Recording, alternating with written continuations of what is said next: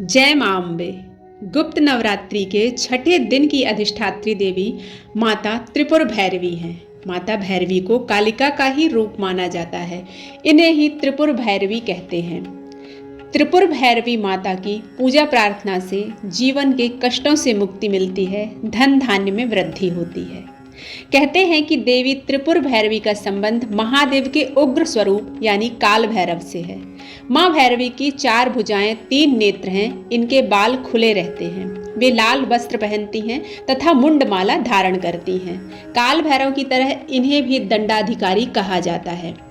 शमशान भूमि, अस्त्र शस्त्र, मृत शव, रक्त मांस, कंकाल, खप्पर आदि विध्वंसकारी चीजें देवी को प्रिय हैं।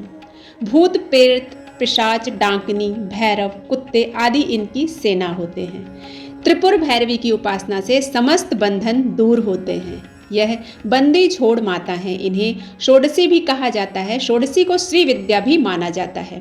यह साधक को युक्ति और मुक्ति दोनों प्रदान करती हैं। इनकी साधना से षोडश कला निपुण संतान प्राप्त होती है। जल थल नभ में इनका वर्चस्व कायम रहता है। आजीविका और व्यापार में इतनी वृद्धि होती है कि व्यक्ति संसार भर में धन श्रेष्ठ यानी सर्वाधिक धनी बनकर रहता है।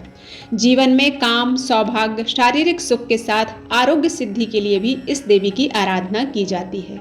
इनकी साधना से धन संपदा की प्राप्ति होती है। मनोवांछित वर या कन्या से विवाह होता है। षोडशी का भक्त कभी दुखी नहीं रहता।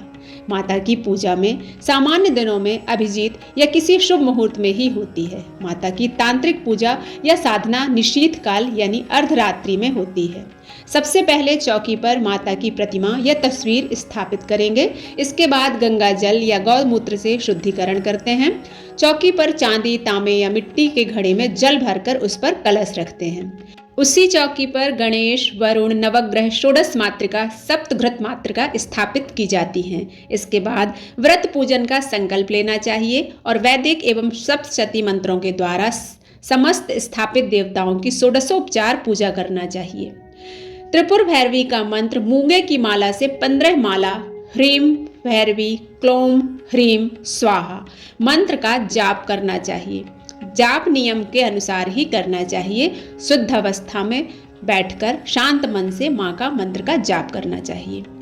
देवी कथा में कहा गया है कि नारद पांचरात के अनुसार एक बार जब देवी काली के मन में आया कि वह पुनः अपना गौरवर्ण प्राप्त कर ले, तो यह सोचकर देवी अंतर्ध्यान हो जाती हैं। भगवान शिव देवी को अपने समक्ष नहीं पाते तो व्याकुल हो जाते हैं और उन्हें ढूंढने का प्रयास करने लगते हैं। शिव जी महर्षि नारद जी से देवी के विषय में पूछते हैं। तब नारद जी उन्हें देवी का बोध कराते हैं। वह कहते हैं कि शक्ति के दर्शन आपको सुमेरु के उत्तर में हो सकते हैं। वहीं देवी की प्रत्यक्ष उपस्थिति होने की बात संभव हो सकेगी।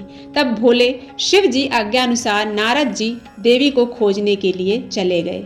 महर्षि नारद जी जब वहां पहुंचते हैं तो देवी से शिव जी के साथ विवाह का प्रस्ताव रखते हैं।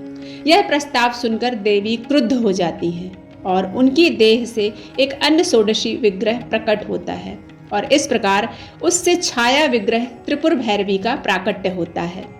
मां त्रिपुर भैरवी इस प्रकार से उत्पन्न होती हैं। देवी त्रिपुर भैरवी का संबंध महिषासुर नामक राक्षस के वध काल से है।